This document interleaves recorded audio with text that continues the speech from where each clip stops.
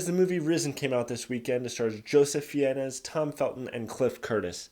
Funny thing is, Cliff Curtis in this movie plays Yeshua, also known as Jesus Christ. And, we all know the story of Jesus Christ being the guy who died and 3 days later came back to life, right? If I pay attention to Cliff Curtis's other work, we should fear The Walking Dead.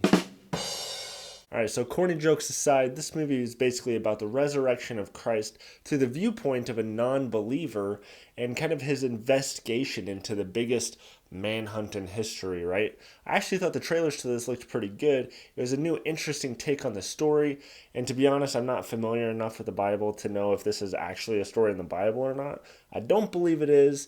I never really heard about this story. I think it's just the movie makers' version of like, hey, let's show this from a different perspective. So it's kind of interesting. So let's start with the pros to this movie. First of all, Joseph Fiennes, I thought he did a great job acting in this movie. He plays, you feel like he's living in that age. You can see the stress on him, the controversy of his struggle, if he believes this story or not, and him really wanting to find this guy. Also in the beginning and throughout, there's a couple cool battles. Not a whole lot, but there are a couple battles where, they're swinging swords and stuff, which were kind of cool. And I think the biggest pro I have is just that the writers were thinking outside the box when they decided to tell the story from this perspective, which I haven't seen before. But as far as the cons go, I think there's a lot more cons in this movie. The biggest being that after about the first act of this movie, it is boring as shit. Because the trailer talks about this investigation, the biggest manhunt in history.